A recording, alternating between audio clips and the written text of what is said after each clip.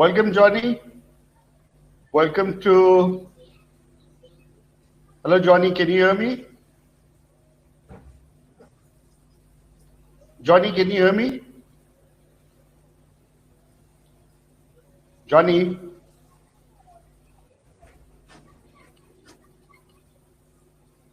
Hello, friends. Hello, ladies and gentlemen. 1 second, let me just get Johnny. Johnny, can you hear me properly?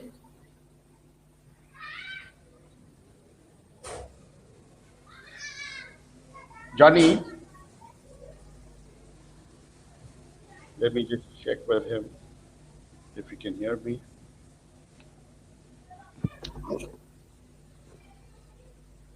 Johnny, can you?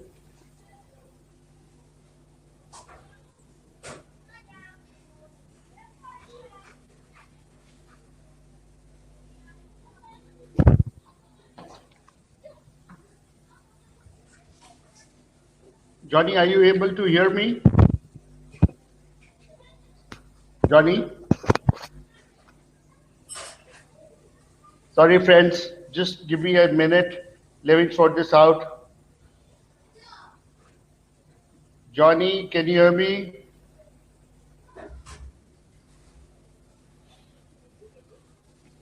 Everyone, please, Johnny, can you hear me? Are you able to hear me?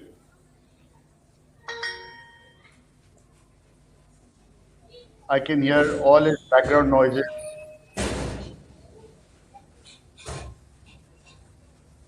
Johnny. Okay.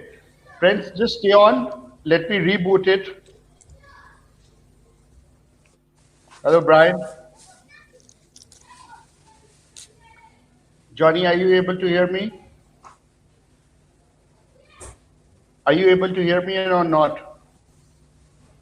Okay, 1 second. Let me reboot it, friends. Just stay on here.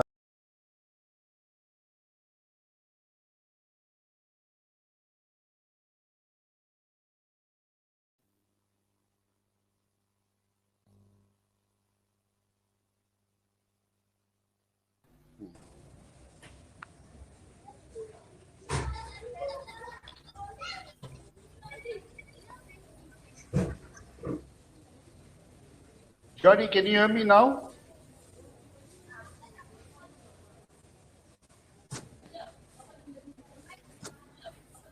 Johnny, can you let me know if you can hear me?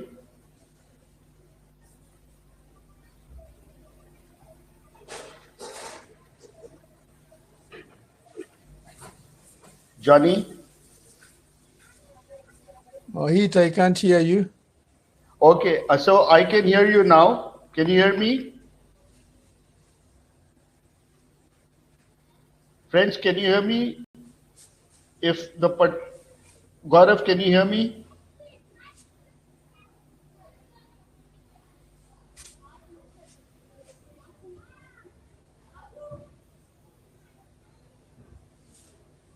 Friends, if you can hear me, then yes, okay. Everybody can hear me. Johnny, I think you need to figure out your speaker. Are you able to hear me or not? No?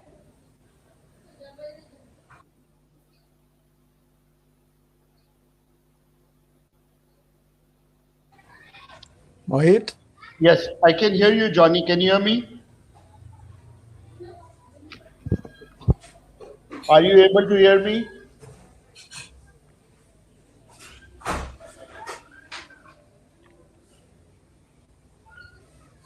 I think there's a glitch in Johnny's system.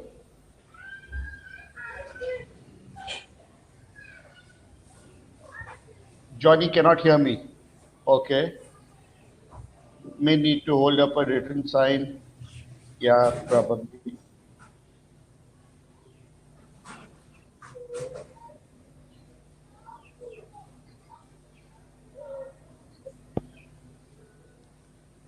Yes, Mohit. Yes. I can't hear you. Oh, okay, okay. Because I can hear all the noises of your background. Yeah. Oh. I'll Or move to a different location. But I can't so hear you. I'll go to a but different everybody can location. hear you. Everybody can Sorry? hear you. Everybody can Okay. hear you. Yeah, And only that I couldn't hear you. Let me close the door and see how it will be.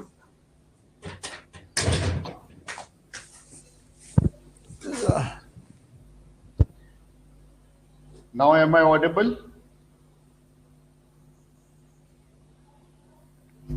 Johnny, am I audible?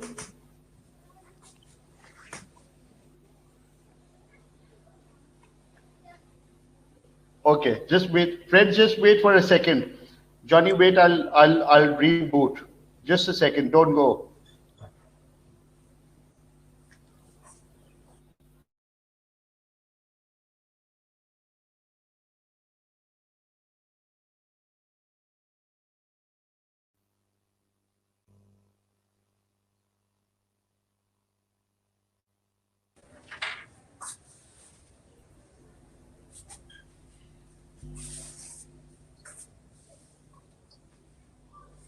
Johnny, am I audible now?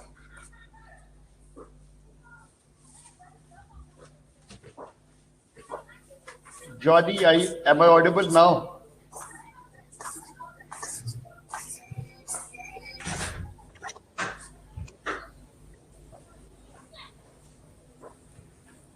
Can you hear me or you can't hear me?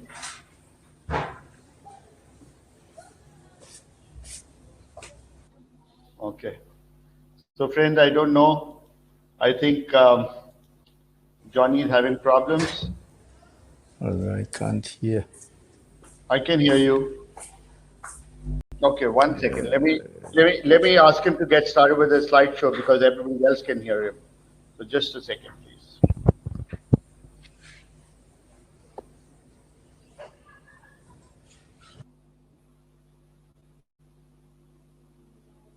Yeah.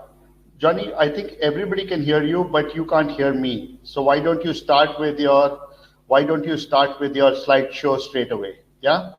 And you can introduce yourself. So you talk now. Now you talk. Okay? Yeah. Okay, go ahead. Right. Yeah, I'm going to put the screen on just now, and you put your speaker on. You put your speaker on. Okay? Yeah, right. Thanks.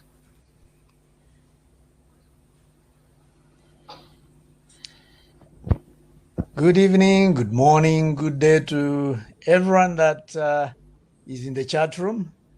My name is Johnnie Kamugisha from Uganda, and I'm here to take you through a little bit of Uganda. It will be just a little bit. I know Uganda is small, but it's quite big. You can't do it with the little time that we have. I have known Mohit for quite some time. We first met in the UK at the British Birdwatching Fair, and we became brothers as usual, like how birdwatchers are usually. So I will take you through Uganda as fast as we can because I have another one waiting for me after this. And so Uganda is the Pearl of Africa. And it was Winston Churchill who came to Uganda, and he was amazed and decided to call it the Pearl of Africa because he thought you could drop a rock and the following day it has germinated.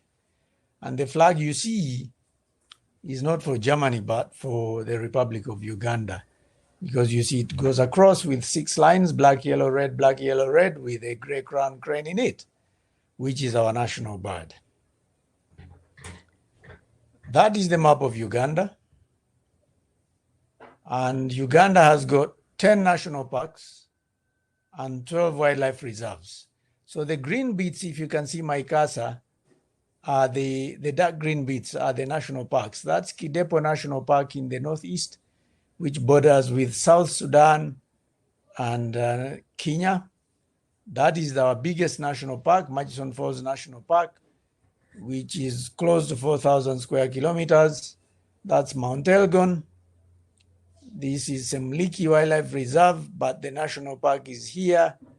Then there's Rwenzori National Park at the border with Congo, and Semuliki is at the border with Congo as well. Then there's Kibale National Park, There's Queen Elizabeth National Park, which is the second largest, which is 1,978. There's Bwindi, where the mountain gorillas live, the only forest in the world known to be inhabited by mountain gorillas and chimpanzees. Then there's Mugahinga Gorilla National Park at the border of Rwanda, Congo, and Uganda. And then Lake Mburo National Park. Uganda actually is more or less the same size of the UK or the state of Oregon. And it has got a lot to offer. My imagination is you meeting face to face with the mountain gorillas, which would leave you with a lifetime of impressions. I mean, you can't believe it. 2 days ago, Elgon, this musician, was there with his wife, and they could not believe what they saw. I mean, I would say that Uganda is the most welcoming country in the world, not because I'm Ugandan, but I've traveled a bit and that's what I see. So the smiles of the people, the warmth tells you how hospitable Ugandans are when you meet them. So before I go any further, I would advise you, as you plan to come, you go to the gym to prepare your arms, because you'll be waving every minute wherever you pass. The mighty River Nile starts its journey to the Mediterranean Sea from Uganda in Jinja. And lots more. While crowds flock the Masai Mara because of the Big Five, the Serengeti because of the Big Five, you will find Uganda a lush green country with few vehicles of tourists, because rather than being seeing, say, 30, 50 vans, white vans surrounding a lion or a pride of lions, I would rather be with 4 vehicles surrounding a pride of lions in Uganda. Like I said earlier, Uganda is the only country in the world where you found mountain gorillas and chimpanzees living in the same habitat. You can't find it anywhere in the world, and that's Bwindi. Uganda, as small as the UK or the state of Oregon, has got over 1,000, close to 1,100 bird species. And I'm going to sample you, and lots more reasons to bring you to Uganda. So Uganda is a relatively small country, like I kept saying, almost the size of Oregon, United Kingdom, among others. The surface area is 236,040 square kilometers. The land is 199,710 square kilometers, which is 84% or 84.6. And we've got lots of lakes. So the water cover 36,330 square kilometers, which is 15.4%. It is a landlocked country located deep in the Great Lakes region of Africa. And its borderline covers 2,069.8 square kilometers. Its immediate neighbor in the north is South Sudan. In the west, it is the Democratic Republic of Congo. In the east, it borders with Kenya. And in the south, it borders with Rwanda and Tanzania. Churchill visited Uganda in 1908. And he found Uganda from end to end one beautiful garden, where the staple food of the people grows almost without labor. And that's why I said in the beginning that he thought when you planted a rock, you would find it germinated the following day. And doesn't it sound like the paradise on earth to you? Which indeed, I confirm is the Pearl of Africa. We've got different kinds of habitats. In Uganda, we have wetlands like the one you're looking at. We have savanna like the one you're looking at. We have water bodies, and that's where we have the mighty Murchison Falls, the one you're looking at.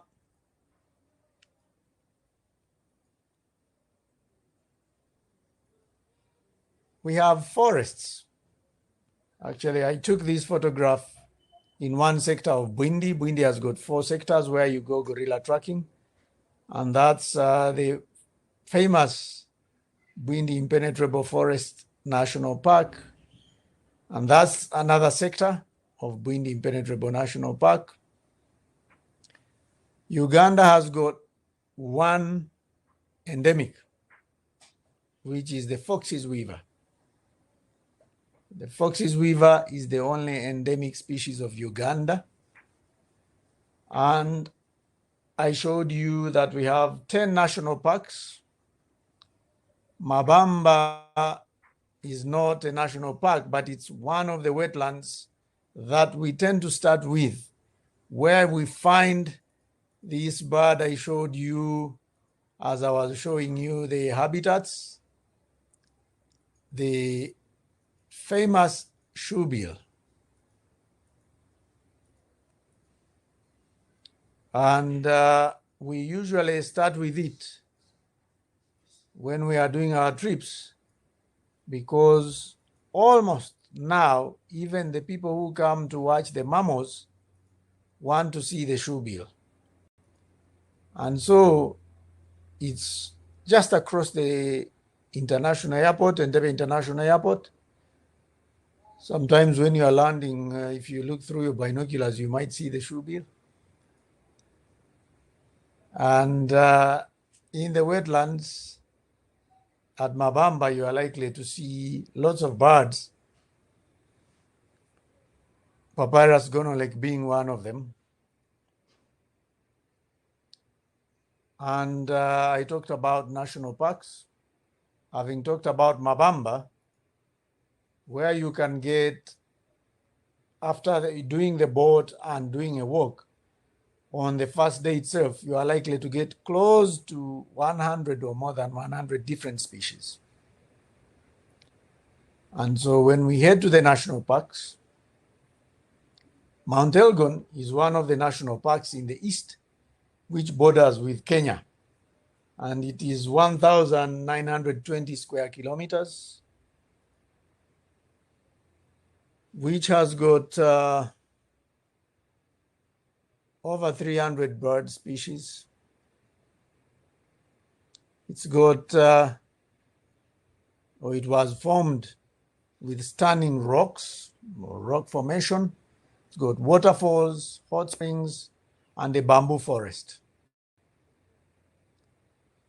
And some of the birds that are found in Mount Elgon, there are over 300 species, but I can give you a few, like the mosticed green tinkerbird, the alpine chart, the moorland francolin. In Uganda, it's where we find the black-collared apalis, Jackson's francolin, Takaze sunbird, and it is one of the few places where the bearded vulture can be seen. It's got mammals as well, which include the rock and tree hyrax, elephants, buffaloes, the Fasa waterbuck. I'll show you a few of these as we move. Oribi, bushbuck. Oribi is one small antelope that looks like a dik-dik. Those that have seen dik-diks. Duikers, forest hog, bush pig, leopard, civet, and savocat, spotted hyenas, aardvark, and several rodent species. However, you do walk in Mount Elgon, not in a vehicle, because it's more or less a forest. So these animals are rarely seen in the forest setting. More commonly seen creatures are black and white colobus monkeys, red-tailed vervet, the brothers, and blue monkey, and sometimes duikers and tree squirrels. But the other big ones that I mentioned are rare to see. Jackson's francolin is one of those that you may see at Mount Elgon. The mustached green tinkerbird is one of those that I mentioned. The bush duiker, spotted hyena. It would be nice to see an aardvark, isn't it? Nice animal to see, although most of the time it's nocturnal. But sometimes you find it digging during the day after the rain. But it's got a story that if you happen to see it, you are likely to live more than 100 years.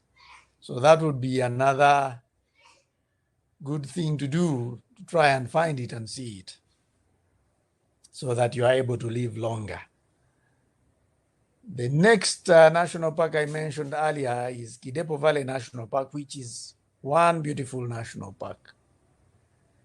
I said it's in the northeast, bordering Kenya and South Sudan, and it is 1,442 square kilometers. And among the birds that you can see there, Clapperton's francolin, common ostrich, secretary bird, Abyssinian ground hornbill, rosy ringed parakeet. It's the only place we can find it. Black-breasted barbet, red-fronted barbet, and several other barbets, of course. Karamoja pallis, in Uganda, you find it in the Karamoja area, and Kidepo Valley National Park is one of them where you find it. Foxy cisticola, one tiny, beautiful cisticola. Rufous chatterer, that I would want you to see and see if we should change the name, because its call is, a very faint whistle.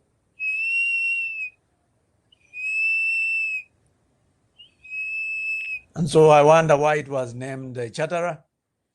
Northern white-cried shrike, Abyssinian scimitarbill, fan-tailed raven, among many others.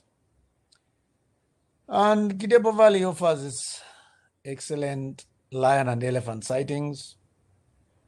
I have seen over 2,000 buffaloes in one herd. Cheetahs are seen with increasing frequency, and it is home to many dry country species like caracal, aardwolf, great and lesser kudu, although they are not commonly seen, mountain reedbuck, and Genter's dik-dik. There are giraffes there, eland, zebra, of course, lion, leopard, and lots more. And that's the map of Kidepo. And this bird is a Dannard's barbet. You would enjoy to see them singing. They more or less duet, male and female, almost dancing with their tails going up and down. Rupert's griffon is one beautiful vulture. And Kidepo is one of the national parks that you are likely to see them. The numbers keep increasing. And from there, we would head to Murchison Falls National Park, which is our largest national park, which is 3,893 square kilometers, with the powerful Murchison Falls going through 7 meters, the whole River Nile going through 7 meters, you can imagine. And here we were seated on a rock where the boat lands, and you often get on the rock for a picture or photograph as you are looking at the falls in the background. So Murchison Falls is among Uganda's best birding spots because it's got over 450 bird species, which include forest birds because there's a forest within Murchison Falls, water birds because there's Lake Albert there and the River Nile itself, and then the savanna birds because it's a savanna national park. I showed you how the savanna national parks look like at the beginning when I was showing you the different habitats that we have. And bird watching in the scenic landscape and amazing wildlife of Murchison is among the most interesting experiences while on a trip in Uganda. Because usually when we do a 3-week trip, Murchison Falls is included in it. And to include the other parks, you would have to add on the 3 weeks. These include the prehistoric looking shoebill, I mean the birds that you can see in Murchison. I showed you the shoebill at the start, the awesome Abyssinian ground hornbill, the elegant Denham's bustard, and the posing secretary bird. We have our resident ospreys. Some people are breeding them to get numbers, but we have them here throughout. The stunning saddle-billed stork, which has got the Ugandan flag on its bill. The graceful grey-crowned crane, our national bird.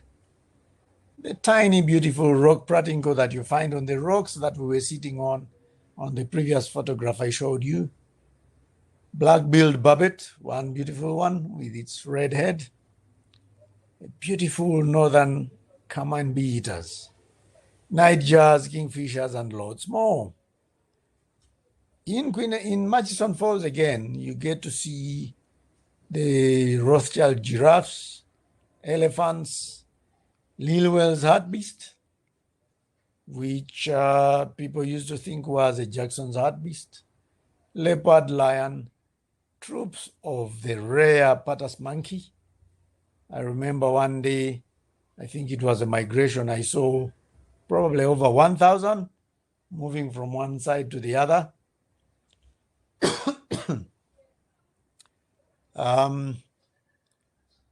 Sometimes you will see spotted hyenas, hundreds of hippos, crocodiles that you will see on the mighty River Nile while doing the boat, going either towards the bottom of the falls or towards the delta. Lots of birds in Murchison Falls. Grasshopper buzzard is one of them, which is a migrant anyway. Abyssinian roller is one of the birds you see in Murchison Falls, among the ones I mentioned earlier and lots more that I didn't mention. Rupert's griffon vulture, you will see them on carcasses. We used to call it black-shouldered kite, but some people said they own the black-shouldered, so ours became black-winged kite. Who wouldn't want to see the Denham's bustard? One beautiful bird as it walks about. Standard winged nightjar is one of the birds that you tend to see when you do a night game drive, or depending on the lodge you are staying at, you do a drive and you are able to see them displaying. And a leopard is one other beautiful bird to see while in Murchison. The king of the jungle is one of those that we tend to see. I remember one time I did a night drive and I saw we counted over 54 lions, some young ones being taught by the mother how to hunt. Uganda kobe is one of the antelopes that you would want to see in Uganda because you wouldn't see it anywhere else. Lots of elephants, that's our savanna, that's Murchison. Those birds sitting on the backs of the elephants are piapiaks. It's a kind of crow which has got, the young ones have got pink bills when the adults have got black bills. Those are Rothschild giraffes, and you can see the whistling acacias in the background, which the giraffes enjoy feeding on. But then the acacias have got its mechanism, which is more or less symbiotism. They are ants that build their nests on the whistling acacias, and so they give them land to build their flats to live on, so that they protect the whistling acacias. When the giraffes come to feed on the acacias, they take a bite, take a second one, the third one. The ants bite the tongues of the giraffes, and then the giraffes move on. And that's how the acacias protect them, the whistling acacias protect themselves by inhabiting the ants, giving them where to build their nests. And so they are protected by the ants that way. From Murchison Falls National Park, we head down to Kibale Forest National Park, or Kibale National Park, which is 776 square kilometers. And Kibale is a bird's paradise with more than 370 species, and most of them being forest specials. So it's a breakneck habitat because of the tall trees. Most of the birds are in the canopies. And one of the special birds that we go looking for is the African green-breasted peter, or literally called green-breasted peter, with several others like Cassin's pinetail, Nean's francolin, Musk tapalis, which is now called lowland apalis, black bee-eater, one beautiful bird, African crowned eagle, the beautiful great blue turaco, the beautiful eye-catching yellow-billed barbet. You look at the Narina trogon, you would fall in love with it. The calls of the blue-breasted kingfisher will make you want to see it. Western black-headed oriole, which calls its name, because it goes like, and many more. Of course, migratory birds are present from November to April when they are running away from winter. And Kibale Forest is popularly known as the primate capital of the world. It inhabits 13 different primates, and these include the chimpanzees. But in total, there are 70 different mammal species, as small as it is, buffaloes and elephants inclusive, bush pigs and all that. It is home to other mammals like giant forest hog, bushbuck, blue duiker, red duiker, and Peter's duiker. So those are among the 70 mammal species. And that is how it's shaped. Usually when you are driving from Kampala, you cross it as you go to the accommodation. And one of them is Ndali Lodge. We tend to use Chimpanzee Guest House, which is here with 1,000 views or 1 million views. There's Kibale Primate Lodge, Kibale Valley Lodge. The other one that we tend to use, which used to be called Chimp's Nest, is now, it was renovated. It's one beautiful lodge called Turaco Treetops, which is more or less inside the forest, where I tend to go now to get the lowland apalis, because the usual spot along here where we used to find it, it doesn't respond most of the time, but when you go here, it comes in straight on. One of the beautiful birds that you find there is the brown-throated watoai, which was named after the female because this is a female. The male has got a black collar. It was there enjoying its butterfly when I photographed it. And by the way, most of the photographs, all of the photographs are my photographs. I photographed this hairy-breasted barbet in Bigoti wetland, which is adjacent to Kibale forest. And this is the green-breasted peter that I was talking about, which displays between July and August. Those are the best months to come to see it.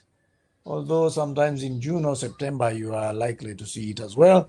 But July and August are the best months. The beautiful great blue turaco that I talked about. You can see it with its whole mohawk and its lipstick, and one beautiful bird to see. And you wouldn't miss it with its loud calls. Early in the morning and in the evening, you will definitely see them. Not only then, you can see them throughout the day, but in the morning and in the evening are the best times as they go to feed or as they go back to roost. But again, throughout the day, when they are feeding, you are likely to see them. Kibale National Park is one of the places that we go to see the gray parrots as we see them flying by. And one of the places is where they stop by to feed. And it's one of the places that we stay at. I mentioned that it's home to the chimpanzees. I said it's the primate capital with 13 different primates, and chimpanzees are found there. Actually, it's one of the places that people tend to flock to see the chimpanzees.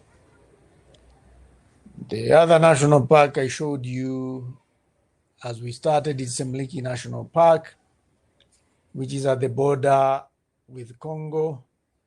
And so the species found there stretch up to West Africa, which is 220 square kilometers. And bird life is spectacular there.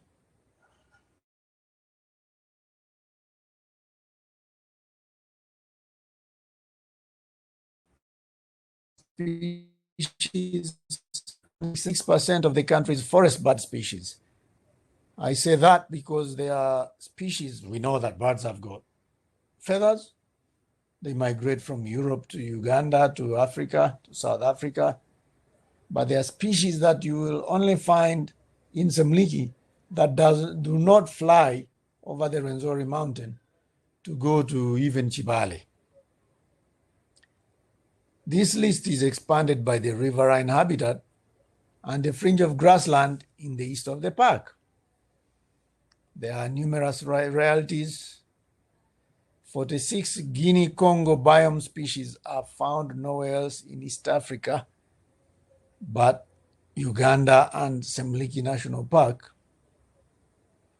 while another 35 can be seen in only 2 or 3 other places in Uganda.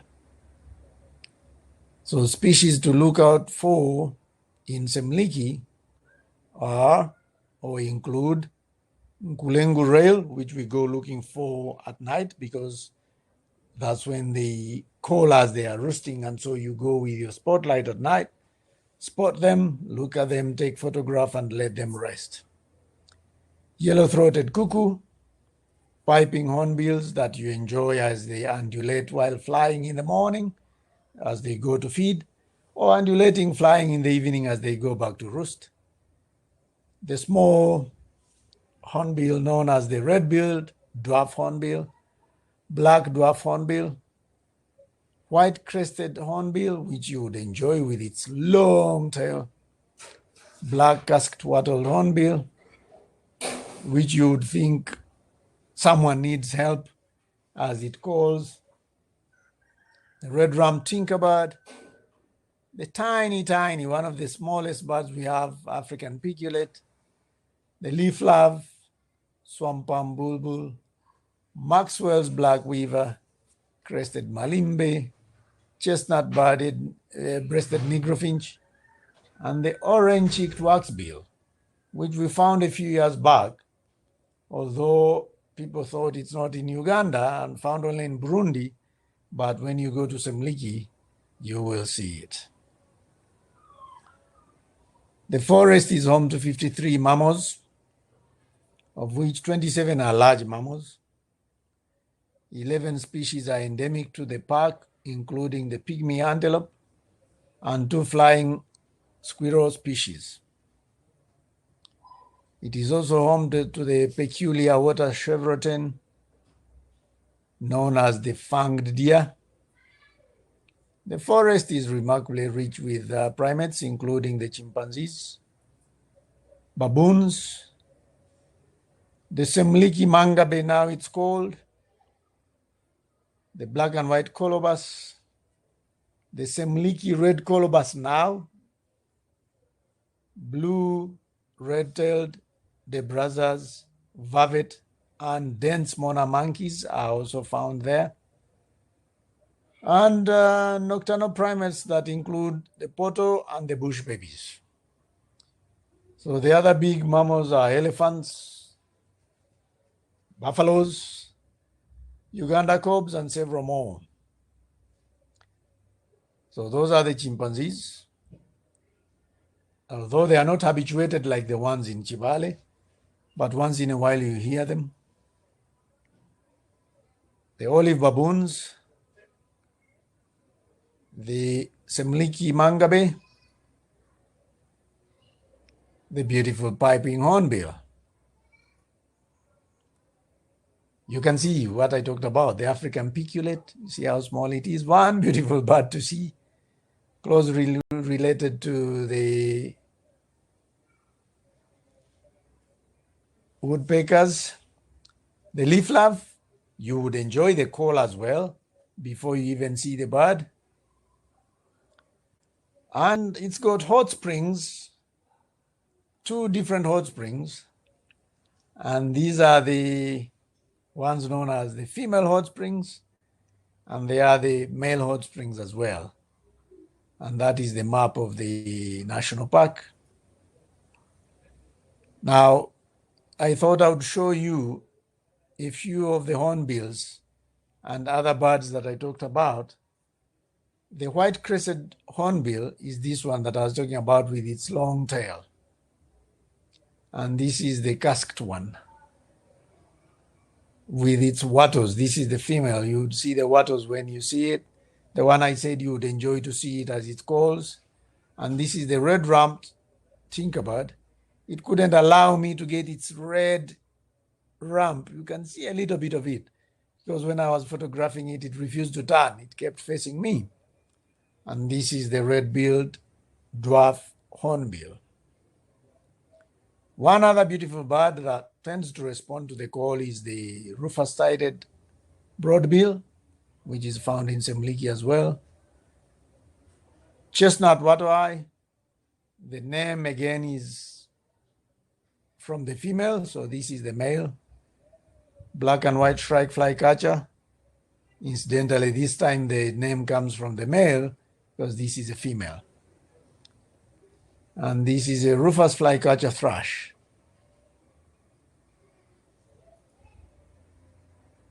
From there, we go to one of our other national parks that are found in the mountains.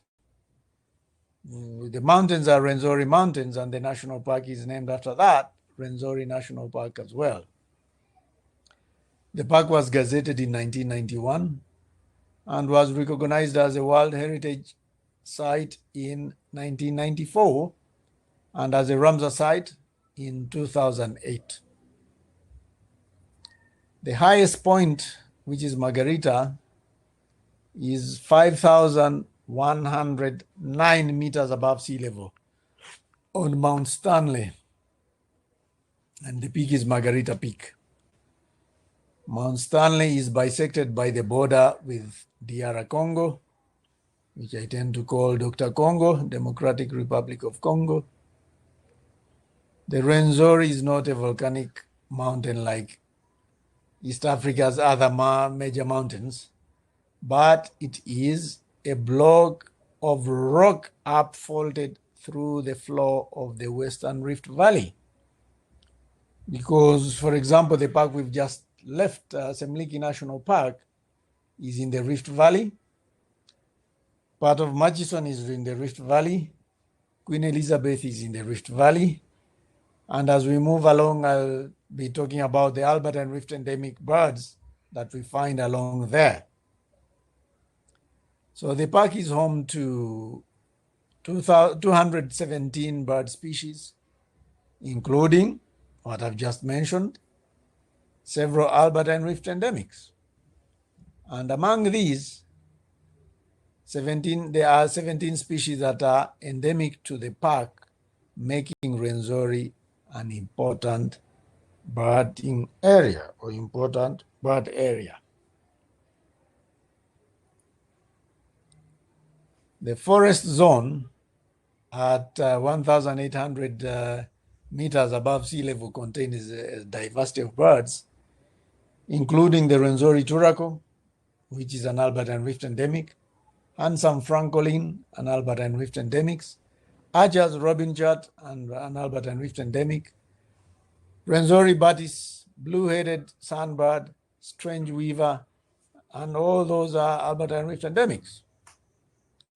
And others like long-eared owl, white-starred robin, very good at whistling, Lagden's bushrike, which is almost becoming an Albert and Rift endemic, golden-winged sunbird, one beautiful sunbird, mountain sooty bubu, slender-billed starling, and several varieties of barbets, green bulls, apalices, elidopsises, and crimson wings. The mammals like elephant, chimpanzees, and other primates, Rwenzori otter, and leopard, among others, can be found there, although not seen quite often. That is how the habitat looks like. And you can see snow on top of the mountain. Uganda is at the equator. Rwenzori National Park and the Rwenzori Mountains are less than 10 kilometers away from the equator, but there's snow on the mountain every day of the year. And that is how the national park runs.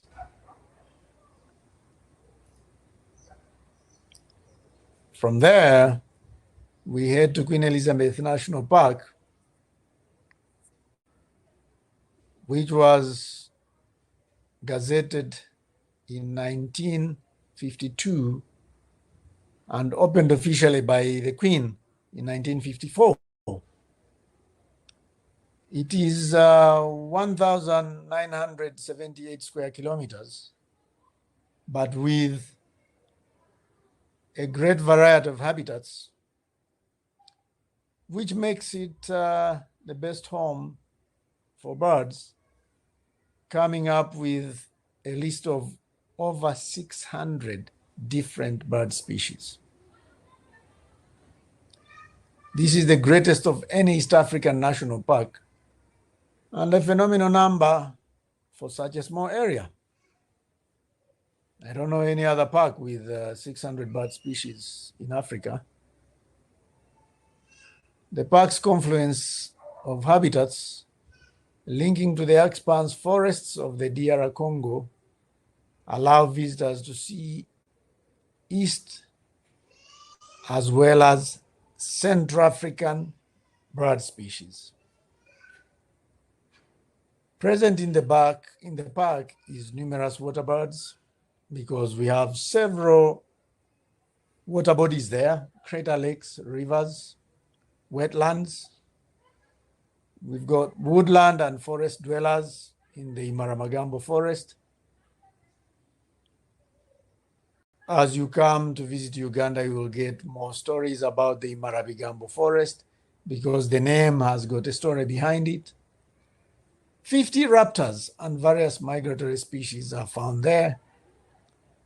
And some of the species that you are likely to see are martial eagle, black-rumped button quail, African skima, Vero's eagle owl, our biggest eagle owl, black bee-eater again, white-tailed lark, white-winged warbler, Papyrus gonolek, lesser and greater flamingo, and bar-tailed godwit. The bar-tailed godwit is found along Kazinga Channel, the same as the African skima. It's home to the big four, and herds of elephant and buffalo are very common. There are many interesting antelope species like topi, which you look at and you think it was painted, the Fasa waterbuck, Uganda kob, bushbuck, which is my totem. Hippos and crocodiles are common in Kazinga Channel. Actually, big concentration of hippos on the Kazinga Channel. And so we would be competing to see who would take the best photograph of the hippo yawning. A family of chimpanzees was habituated for tracking, and 9 other primate species are found, including the black and white colobus vervet, baboon, tantalus monkey, among others. And so there's a riverine forest in Chambura Gorge where that family of chimpanzees inhabits. Among the 600 bird species, you would never miss, I can guarantee, a black-headed gonolek. I can guarantee a yellow-billed stork. I can guarantee a yellow-throated longclaw and several others. So you would be able to see gray crowned crane there, black-backed vulture, Drupa's griffon vulture, Senegal lapwing, and several others. As I mentioned, you can see elephants there, leopard, lion, and lots more. And so this is the map of the national park, and that is Lake Edward, which we share with DR Congo over there. As you can see, Congo takes the big chunk, and Uganda takes just that. And Moya Safari Lodge is one of the lodges that we use. We use Parkview Safari Lodge as well. We use Queen Elizabeth Bush Camp. It's a lodge. You are not camping. We use Enganzi Lodge. And there are several other lodges on the escarpment because the park is in the Rift Valley, and these are along the western arm Rift Valley escarpment, which is Chitwamba escarpment. African fish eagle, you know, they pair for life, although they don't share their meal, but you would see them in pairs along the channel, and we could compete counting how many pairs we would have seen. And they are territorial as well. You know, when they grab the fish, they lock the talons, so they can't release it. They have to feed on it until they finish. The African skimmer, with its lower mandible longer than the upper one so that it's able to skim along the channel. The African elephant, the lion, king of the jungle, leopard. And then we head to the home of the mountain gorillas, the Bwindi Impenetrable National Park, but we would definitely find that it's penetrable. And it should be on every birder's itinerary, because this is where I get 12 plus different Albertine Rift endemics, because Uganda has got 23. And, when you get there towards the end, you are likely to get at least 18. And the park offers some of the best mountain forest if you want, bird watching in Africa. Bwindi is a varied habitat in Uganda's oldest forest, meaning it is the ideal home for a variety of birds, and it has 350 species recorded there, including 23 Albertine Rift endemics, 90% of all Albertine Rift endemics, such as the African green broadbill, the handsome francolin, Archer's robinchart, Newman's or short-tailed warbler, red-faced woodland warbler, you can call it rusty-faced woodland warbler after seeing it, purple-breasted sunbird. When it flies, you will think it's a bee flying with a piece of grass. Blue-headed sunbird, my favorite, the Rigo sunbird, stripe-breasted teat, and dusky crimson wing, among others. Birding takes place along the main trail, the Buhoma Waterfall Trail, and along the Bamboo Zone and Bwindi Swamp Trail in Ruhija. The main trail and waterfall are at Buhoma. Like I said, Bwindi has 4 sectors.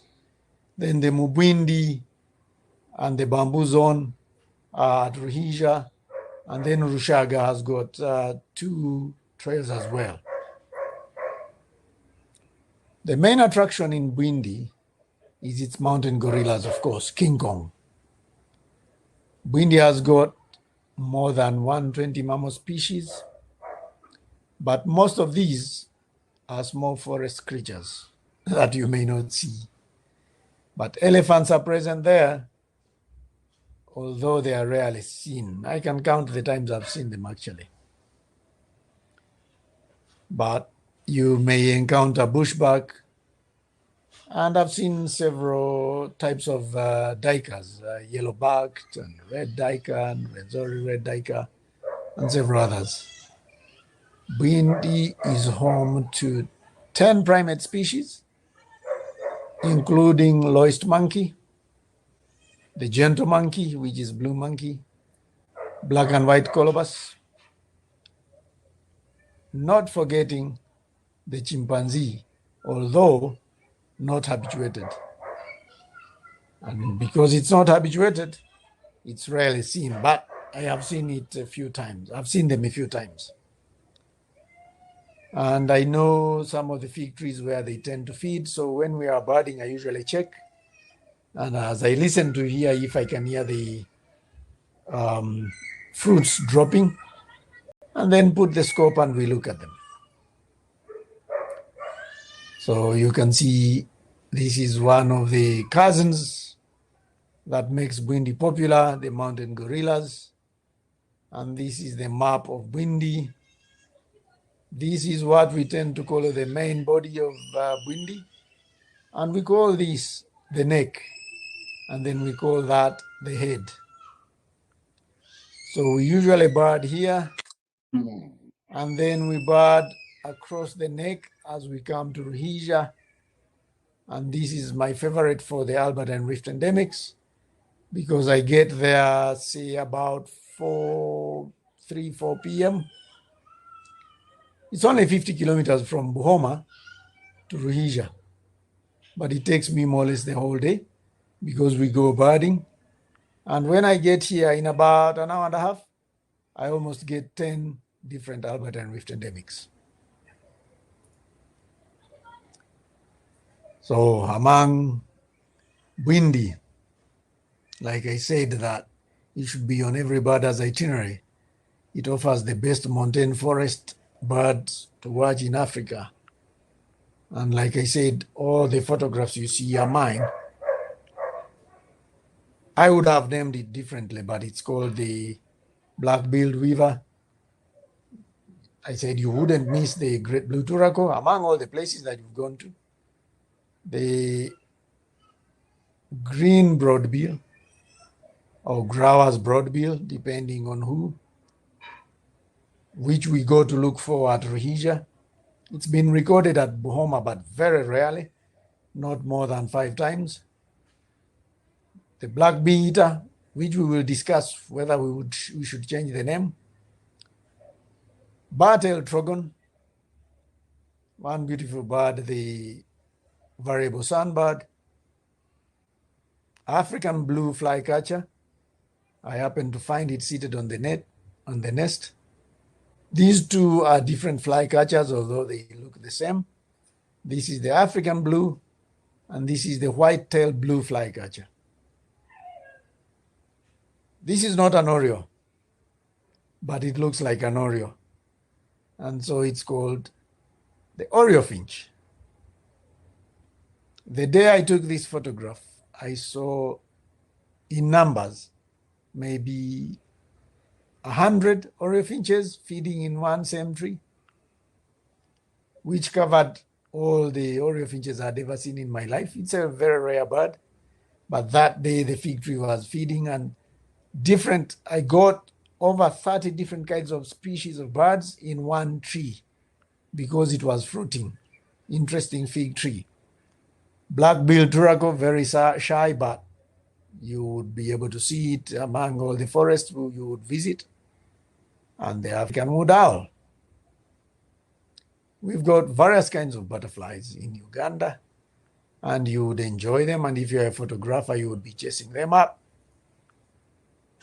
This is my favorite, the Albert and Rift endemic, the regal sunbird, which we go looking for at Rhodesia as well.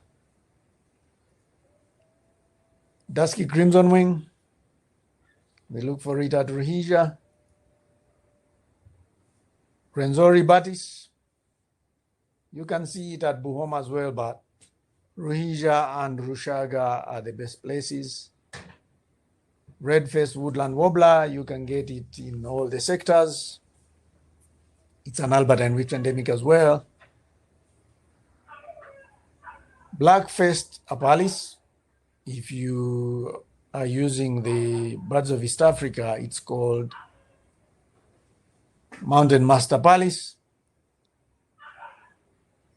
Archer's robin chat, both are Albert and Rift endemics again, which you find on all the sectors. One beautiful bird, the collared apalis or Rwenzori apalis. You will find it in all the sectors of Bwindi. The Rwenzori turaco. I have found it only once at Rhodesia, but we usually go to look for it in Mugahinga. The handsome francolin, another Albert and Rift endemic. And by the way, the Rwenzori turaco is an Albert and Rift endemic as well. This we find in all the sectors of Bwindi and Mugahinga as well. And lots more. And here was a bronze sunbird, female, feeding a cuckoo. It was feeding a class cuckoo, and it was almost busting the nest because it was becoming bigger and bigger for the nest. As you know, cuckoos are brood parasites, and we can discuss that during the trip. I took the photograph from Buhoma. This is King Kong, the male mountain gorilla. When they grow, when they reach 14, their back starts changing to gray or towards white. And so they are called silverback. and usually it's part of the trip, although some people tend to go for only birds. But I would advise when you book for a birding trip, go for the gorillas as well. Bwindi, I said, is the only forest in Uganda where you are able to see, where the chimpanzees and gorillas live in the same forest, nowhere else in the world. So it's good to book a chimpanzee trip, to go to see the chimpanzees when you book your birding trip. But of course, not in Bwindi, but Kibale, so that you're able to see your closest cousin. The black and white colobus monkeys are found there as well. I actually took this photograph in Ruhija, the eastern sector of Bwindi forest. And from there, we go to our smallest national park, which is Mugahinga Gorilla National Park, which is only 33.7 square kilometers. It borders, it's at the border of Rwanda and Congo, right at the Y. The varied habitats of Uganda's smallest park make it home to a variety of birds with 184 recorded species. The list includes the Albert and Rift endemics like Rwenzori turako, Rwenzori nightjar, Kivu ground thrush, Rwenzori batis, which I showed you a few seconds ago, Rwenzori apalis, which is the collared apalis that I showed you a few seconds ago, double-collared sunbird or Rwenzori double-collared sunbird, the shy Shelley's crimson wing, which is another Albert and Rift endemic, which I have seen only 3 times. It's very shy, but very beautiful. I have seen it in Ruhija, which is part of Bwindi as well, only twice. The endangered golden monkey is endemic to the Albert and Rift, and there is a family that is habituated there. There are estimated to be 3,000 to 4,000 individuals in the Virunga area. And so that family that is habituated is somewhere in Mugahinga. If one is interested, then you book for that day trip to go and track them. Mugahinga is home to 76 mammal species. And these include bush pigs, forest buffaloes, giant forest hogs, bushbucks, elephants, golden cats, black-fronted duikers, side-striped jackals, and South African porcupines, among others.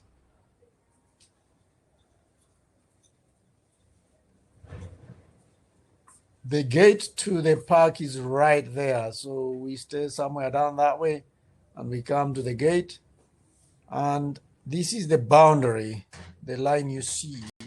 That side is Congo and here is Rwanda. So this is the Y that I was talking about, and this is the park within Uganda, and there are 3 mountains at the top.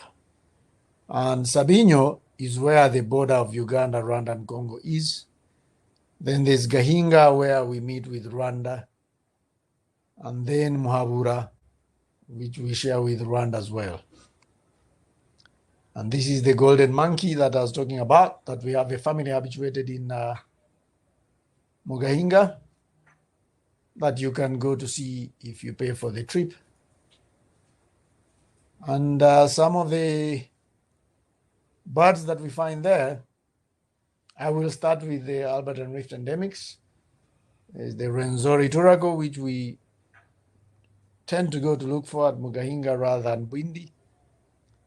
Strange weaver is one of the Albert and Rift endemics that we look for there.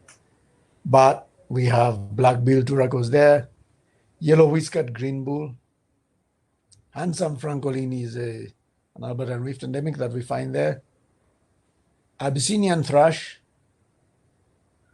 white-browed crombeck, one beautiful small bird, and dusky turtle dove that we find up there as well. There's a family of mountain gorillas habituated in Mugainga Gorilla National Park as well. So you can see that we have several areas that you can go tracking gorillas. And when we go back to Bwindi, we have 4 sectors that I mentioned where we go gorilla tracking, which is Buhoma, Ruhija, Rushaga, and Nkuringo. And then the 5th part is Mugahinga. But Bwindi has got half the number of the mountain gorillas. And then we share the other half with Congo and Rwanda right there. And then from there, we head to Lake Mburo National Park, which is a savanna park, like Queen Elizabeth, Murchison, and Kidepo Valley National Park. Whereas Bwindi, Mugahinga, Kibale, Semuliki are forest national parks. The species to look for in Lake Mburo include rufous-bellied heron, white-backed heron, cocky francolin, bataleur, which we will discuss whether it's flying backwards or forwards, because the length of the tail and the beak more or less look the same. Black-bellied bustard, it's a home of emerald-spotted wood dove. When brown-chested lapwings have come, that's where we find them. Red-headed lovebird, Ross's turaco, bare-faced go-away bird, greenwood hoopoe, common scimitar-bill, white-headed barbet, red-faced barbet, crested barbet, Nubian woodpecker, red-shouldered cuckoo shrike, the long-tailed Otabora cysticola, yellow-breasted apalis, white-winged teat, and the famous African finfoot, among others. We've recorded black-collared barbet there as well, and several nightjars. Pennant-winged nightjars are easy to see there when they are around. That is from July towards January. Swamp, square-tailed, black-shouldered, and several others. The park's varied habitat supports 68 different mammal species that include impalas, which I can guarantee, common zebra, which we can zero down to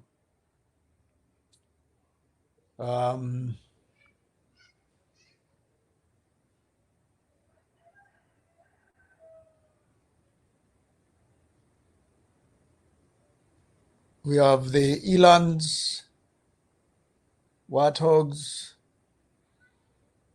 buffaloes, oribi, the Fasa waterbuck, and Boho reedbuck. Leopard and hyena are also present, while crocodile and over 300 hippos are found in the lake. And I wanted to bring you back to the common zebra. Several years back, people knew it as a Churchill zebra until recently, when we found that it's actually not Churchill's but bomb zebra.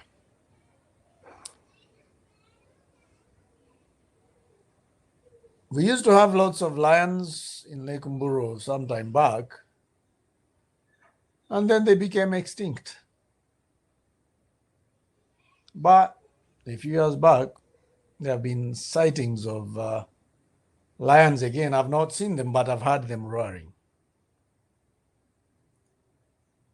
And this is how our small national park is shaped. It has a few lakes within it. It's on a Lake Kachera that is outside it among the other lakes that are there. And this is Lake Mburo, where the national park gets its name. It's got Montana Tented Camp, which is within the national park, which we use. There's Mihingo Lodge right adjacent to the park, right outside the park. We've got Rakobo Rock somewhere here, which we use as well, and several other inside the park. There's one new opened up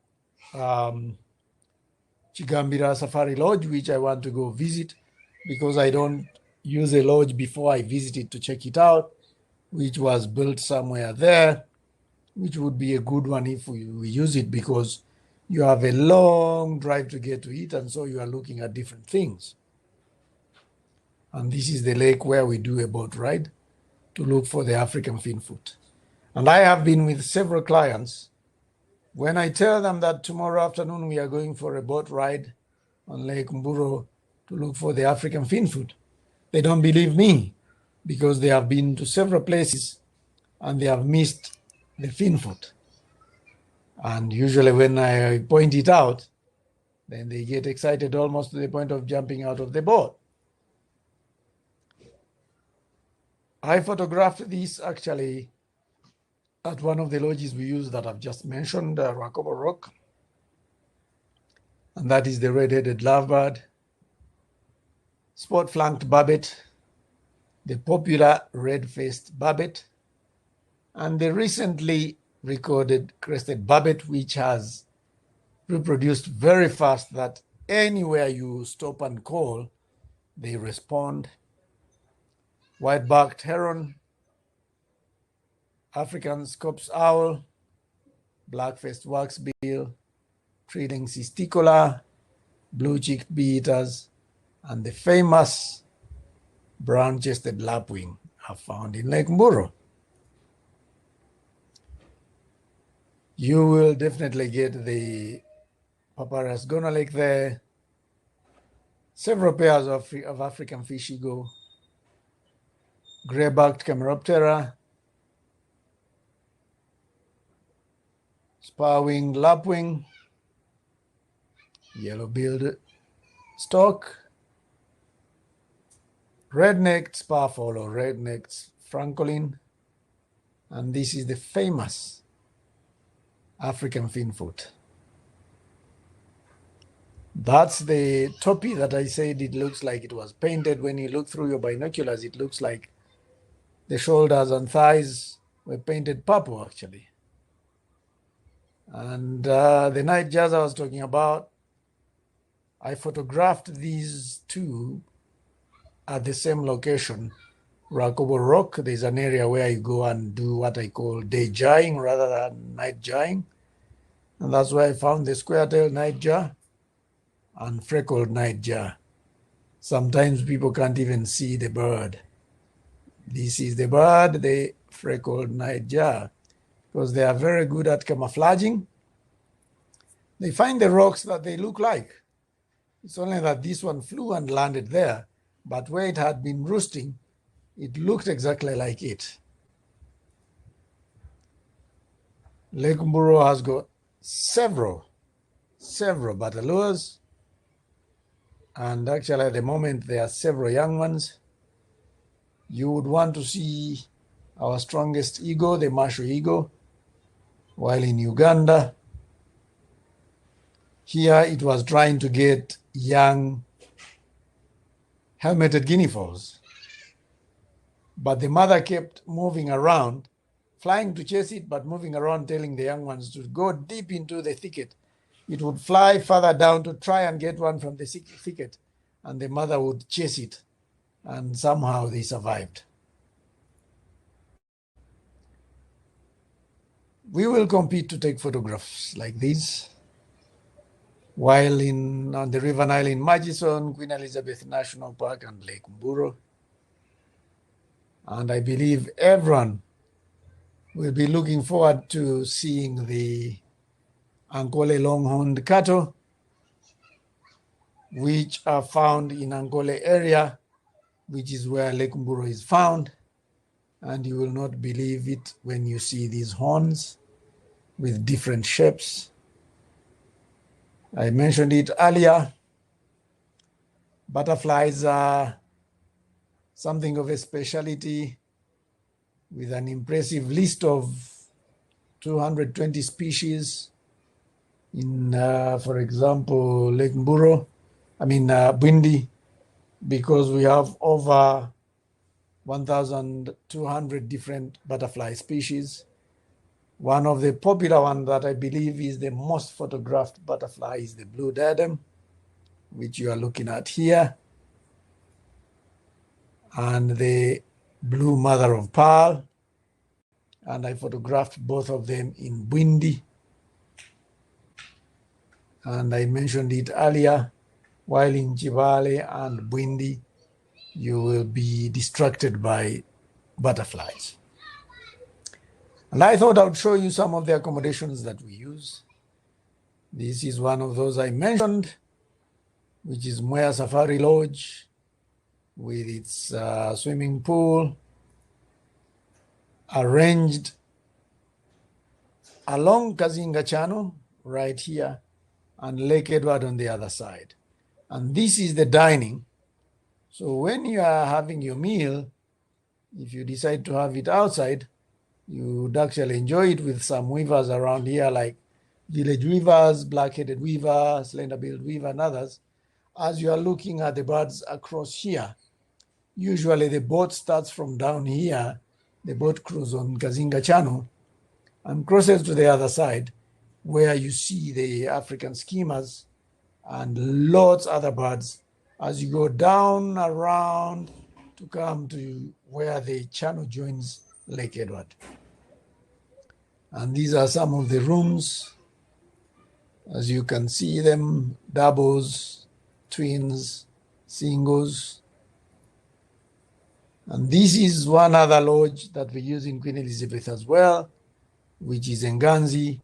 And this one, Queen Elizabeth, Mwea, is blocks joined together, so rooms are next to each other. But Nganzi, it's cottages, separate cottages by themselves. So this is the main building, this is the reception, and this is the bar, up and down, and this is the dining. But they are all together.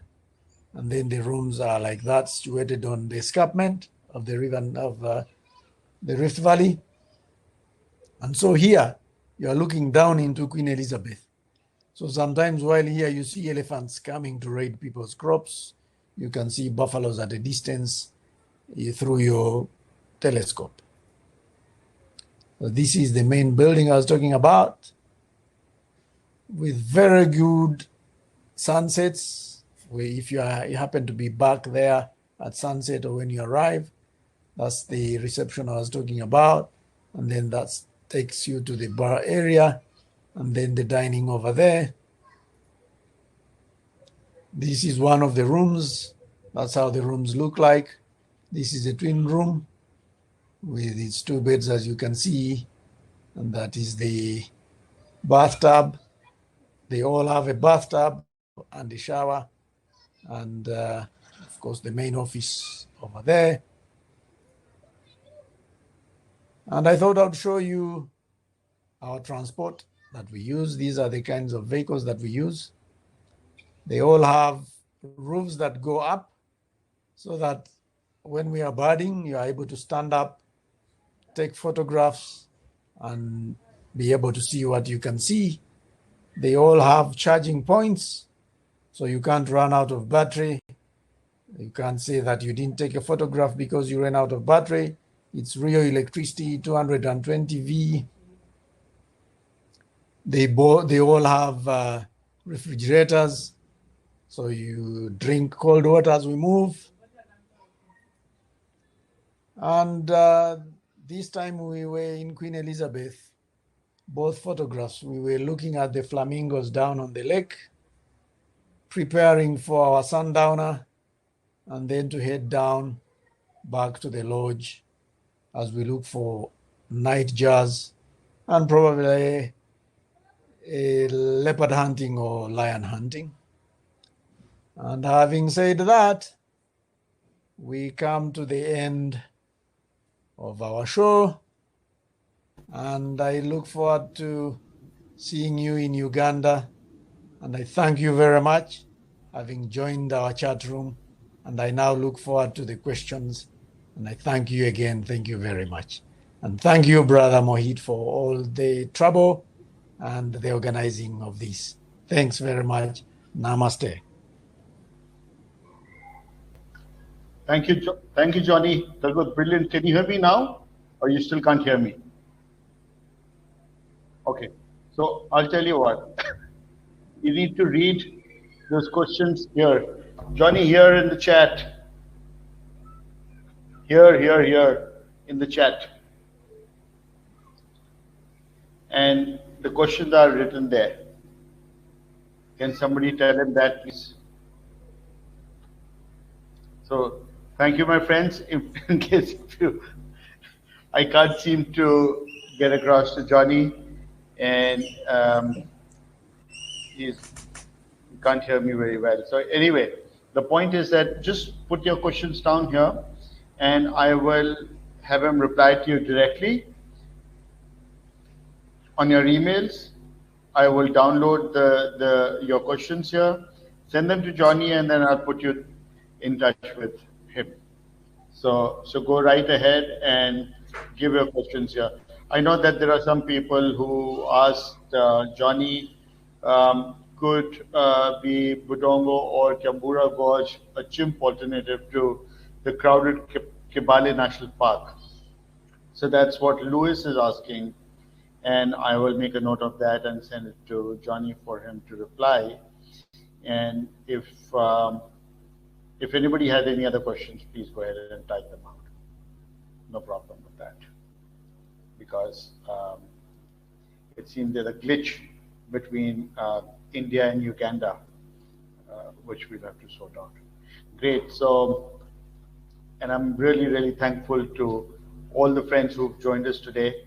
I have put Johnny's presentation, introduction, because it seems I couldn't introduce him properly here, and I put my URL as well, and you could see. So Tony is asking, how costly are the gorilla permits? Tony, I won't be able to tell you that. I remember paying $750 for one morning visit in Rwanda, but I don't know what it is like in Uganda. And I will pass your question to Johnny. I don't know why he's not looking at your chats. Johnny, would you like to, okay. Johnny, can you put your speaker on? Anyway,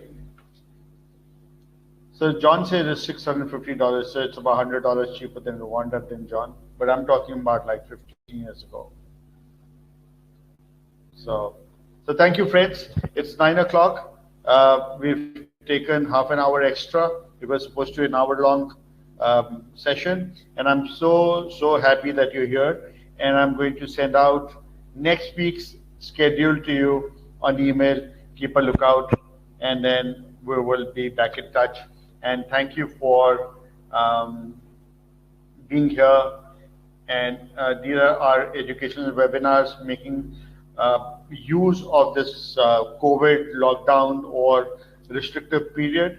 And this is the time to enhance our energies, to build our capabilities, to build these relationships, these beautiful relationships across the planet, and be one energy to deliver all the knowledge that we can for conservation and for saving, all the life forms on this planet. So thank you, friends. Thank you for joining me. Shabbat Khair, Shubh Ratri, good night. Have a great day. Bye-bye. See you.